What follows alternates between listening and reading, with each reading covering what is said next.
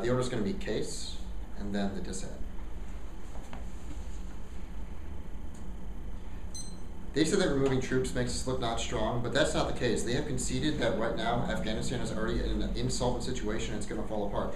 First of all, extend our Boyle evidence that says Afghanistan instability is impossible or is inevitable right now. Also, the nature of coin strategy is violent and intrusive. Execution of the strategy only emboldens and increases recruitment for the insurgency. Ban down 2009.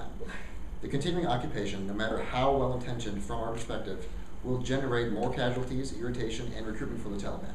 The longer more U.S. forces remain, the harder more insurgents will resist. In 2007, for instance, 27 often feuding groups coalesced in Pakistan in response to U.S. airstrikes. In Afghanistan, the population has not turned on the Taliban the way Iraqis turned on al-Qaeda. Many experts in and from Afghanistan warn that our presence over the past 8 years has already hardened the meaningful percentage of the population. The Pentagon will try to minimize the insult through cultural sensitivity training and new doctrines that emphasize befriending the locals. But they will fail because it's in the very nature of counterinsurgency that occupying forces must be intrusive to be effective. And when you have thousands of foreign troops being shot at, accidents and atrocities happen. The more such troops you have, the more accidents and atrocities you get. They read this Carroll evidence that says that it emboldens others, but the problem is that they're already emboldened right now. Our evidence says that the Taliban is increasing recruitment as a result of the coin strategy. Our evidence also has empirical backing because the recruitment was not as strong before the coin strategy started. Also, coin and CT are incompatible. The intertwined approach in Afghanistan has produced a painful stalemate with divergent strategies offsetting others' gains. This is another piece of Boyle evidence from 2010. The confusion over the differences between counterterrorism and counterinsurgency is not new, but it has become more serious over the last 8 years. Since September 11, these concepts have regularly been conflated as policymakers have struggled to come to grips with the threat posed by al-Qaeda. The fact that threats of terrorism and insurgency are often intertwined does not make them susceptible to the same remedies, nor does it warrant extending counterinsurgency. There is no reason to assume that counterterrorism and counterinsurgency strategies are fully compatible. The record of the war in Afghanistan suggests rather that both models of warfare involve trade-offs or costs that may offset the gains made by one another. Finally, they say that CT does not, or counterterrorism does not stop recruitment, but the concurrent decision between the federal government and the Joint Chiefs of Staff focuses on counterinsurgency, and our Boyle evidence says that this strategy fails because counterintelligence troops are a visible target that boosts terrorist recruitment. Extend our Boyle evidence, the coin strategy is doomed to failure. They also don't provide any alternative way to stabilize Afghanistan, so the inherency in the 1AC, which is that Afghanistan is already failing, makes all their impacts inevitable. Also, the blank evidence says that a failure in Afghanistan leads to Central Asian war, and that would draw in Russia, which would cause nuclear war. Now go to the troop shift disadd. First of all, troops are leaving Iraq now. There are plenty available to shift to Europe in the status quo, meaning that the impacts are inevitable. This is from the Fourth Estate in September 15th.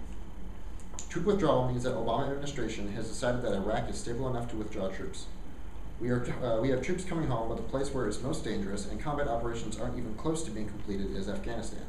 Dale said that the future of U.S. involvement and presence in the Middle East will depend on what happens in Afghanistan and the rest of the Middle East. Still, note the end of combat missions in Iraq is a milestone for overall end of U.S. involvement in the Middle East. It shows that after the troubles of trying to hold the nation together over the past post-invasion, there is finally some sense of stability being reclaimed in Iraq. Also, no link. We don't directly move money to Europe, even if we have the troops. The first piece of evidence says that it has to be a question of money. Third, Middle East instability is a bigger impact than European war, because political instability is a bigger problem there in the past. Also, we've had problems there in the past that have almost gone nuclear. Also, non-unique. Troops are being shifted to Eastern Europe right now. Rose off on May 28th. The Pentagon has been steadily shifting emphasis and moving troops and equipment from bases in Germany and Italy to Eastern Europe in its drive to the east and the south. I'm open for cross-ex.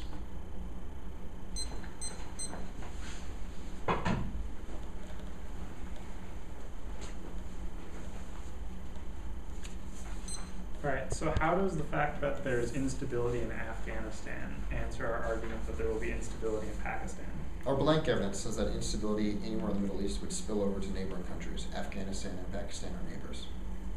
Okay, so it's inevitable that all Middle Eastern countries are going to become unstable? In the status quo, yes. Okay. Our blank evidence says that it draws in people who have strong regional interests, such as Russia, which would probably destabilize all of the Middle East if the United States and Russia got into big proxy wars or direct war. Sure. So what's the implication of coin and CT being incompatible? Their incompatibility causes trade-offs with one another. Our Boyle evidence also says that coin just doesn't work because it has not been able to win the hearts and minds, and it's been used as a target to spur terrorist recruitment. Okay, so is that supposed to imply that we're stuck defending coin? We can't just say counterterrorism is bad? Yeah. Okay. Counterterrorism is good. Okay. So why is the coin strategy, can you explain the Warrington Bandow evidence? I didn't read this band evidence. Oh, okay. Sorry. Never mind then. So let's talk about,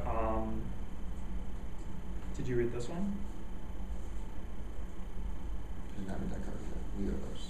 Okay. Which ones did you read? It's Boyle evidence. Okay. What does that say? Oh, I see what that's. What's the other one? You read a second card. I'm troop shift over those two. Okay. So, you say that we're transferring troops to Eastern Europe now. Why does that mean that we're going to transfer the troops that are currently in Afghanistan to Eastern Europe now? It's not a question of whether or not it's the Afghanistan troops or the troops are in Afghanistan. Right, so if there's a trend towards us transferring troops, wouldn't opening up more troops mean that? There might be an increased transfer, but your impact is going to be triggered anyways.